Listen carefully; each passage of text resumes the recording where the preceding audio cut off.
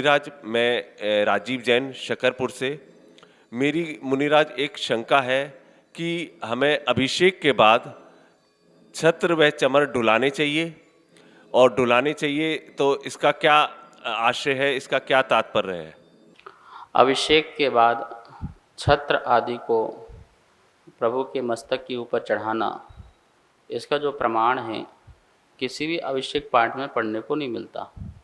जैसे कि अभिषेक पाठ की जितनी भी क्रियाएं आचार्यों द्वारा प्रणीत लिखी गई हैं, उनमें हमें कहीं भी पढ़ने को ये विधि नहीं मिलती है।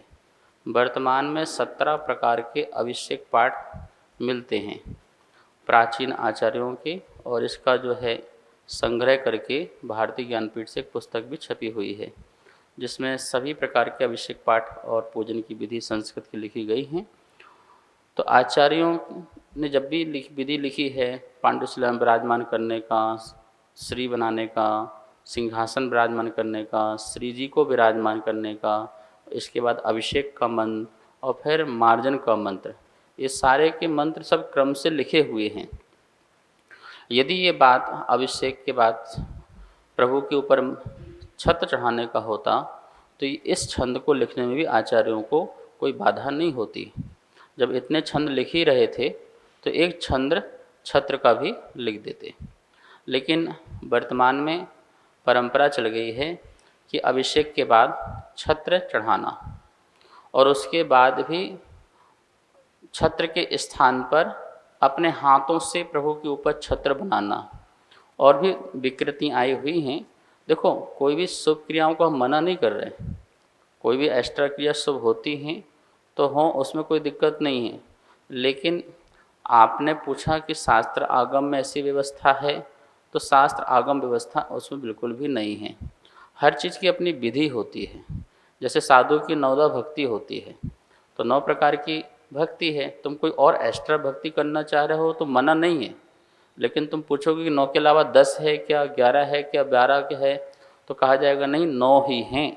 आप 9 को करो, जो परंपरा से आचार्यों ने, भगवंतों ने कहा है उसी अनुरूप करना चाहिए।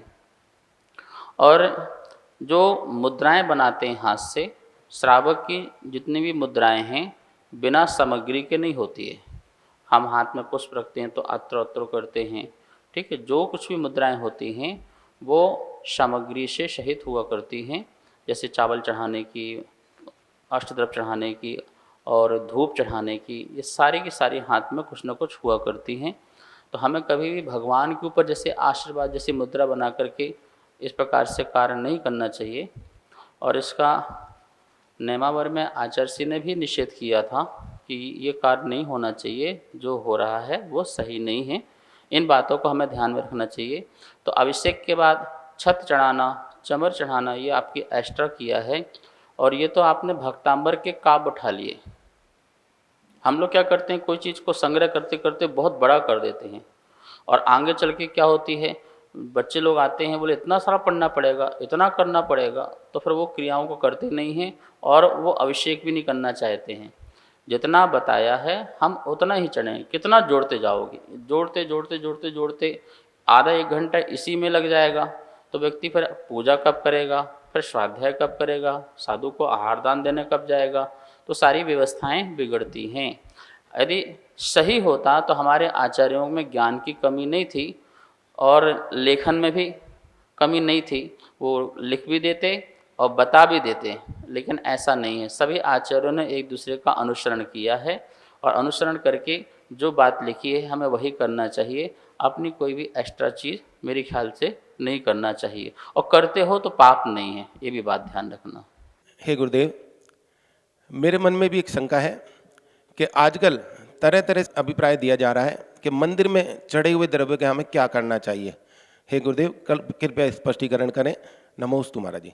मंदिर में जो भी सामग्रियाँ चढ़ती हैं, और उस चढ़ी हुई सामग्री का या तो माली उसका उपयोग करता है, या जिसके लिए आपने स्वीकृति दी है समाज ने वो उपयोग करता है, अथवा आप उसके लिए गौशाला आदि में भी ले जा सकते हो, पशु पक्षियों को भी दे सकते हो, अन्य लोगों को दे सकते हो, लेकिन उसमें आप अपना स्वामित्व नहीं रख सकते हो, क्योंकि किसी के छोड़े हुए माल पर आपका अपना स्वामित्व नहीं हो सकता है।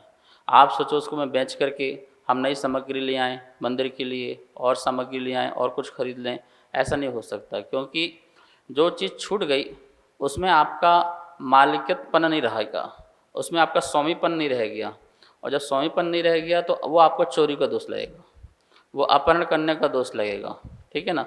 लेकिन यदि आप मंदिर के व्यवस्थापक हैं, आपको व्यवस्था बनाना है, तो आप उस द्रव्य को यदि आपने स्वीकृत माली के लिए की है तो माली को ले जाने दो।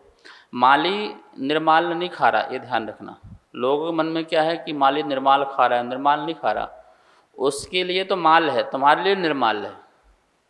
तुमने छोड़ दिया, अब तुम्हारा उसमें अधिकार नहीं रहा, इसलिए निर्माल हो गया। माली का उसमें अधिकार है, इसलिए उसके लिए माल है, निर्माल नहीं है। हाँ, यदि आप मालियों के लिए पूरी तनख्वाह देते हो और ज़्यादा तनख्वाह देते हो, सामग्री नहीं देना चाहते तो आपकी व्यवस्था है। आप चाहो उसे गौशाला में गरीबों को किसी प्रकार से कोई भी खीर आदि बना के खिलाना पिलाना जो चाहते हो वो आप सब कुछ कर सकते हो, वो आपकी व्यवस्था है। आप अब उसके अनुरूप ही कार्य से कर सकें। लेकिन मैं कहना चाहूँगा, आप जो मंदिर के जो माली होते हैं, सेवक होते हैं, उनको ही वो अधिकार मिल जाना चाहिए तो अच्छा रहेगा। वो भक्ति भाव से सेवा भी करेंगे और मंदिर का ध्यान भी रखेंगे, और 2 पैसे उन्हें मिल जाएंगे तो उनके परिवार भी पलेगा। तो हमें उन चीज़ों का भी ध्यान रखना चाहिए जो 24 घंटे प्रभु की सेवा में तैनात हैं, तत्पर हैं। आप तो अपने घर में बैठे रहते हैं, ठीक है ना, आपने आधे घंटे के लिए आए और चले गए, लेकिन 24 घंटे वो पूरे मंदिर की रखवाली कर रहे हैं, संरक्षण कर रहे हैं, ध्यान रख रहे हैं। 2 पैसा उनको भी मिल जाता है इसके माध्यम से। तो हमें इसमें उदारता दिखाना चाहिए, ना कि उनके किसी प्रकार के हक को छीनना चाहिए। मैं तो यही कहूँगा, बाकी व्यवस्था आप लोगों की अपनी स्वयं की जो हो वो करना चाहिए। नमोस्तु गुरुदेव, नमोस्तु गुरुदेव, नमोस्तु गुरुदेव। गुरुदेव, मेरी एक शंका है। मैं ये जानना चाहता हूँ कि आजकल जैन समाज में जो आहार विहार और निहार में जो श्रावकों की संख्या कम होती जा रही है, उसमें हम किस प्रकार से वृद्धि करें जिससे हमारी प्रभावना अधिक से अधिक हो। नमोस्तु गुरुदेव, नमोस्तु गुरुदेव। आहार और विहार में श्रावकों को जागृति लाना चाहिए, साधुओं के आहार लगाएं, और जब भी साधुओं के विहार हों सारे काम छोड़ करके विहार में ज़रूर जाना चाहिए। अपने बच्चों को गुरुओं से जोड़ो, वैया वृत्ति आदि के माध्यम जोड़ो, प्रभावना होगी, और फिर वो विहार में भी लगेंगे और आहार में भी लगेंगे।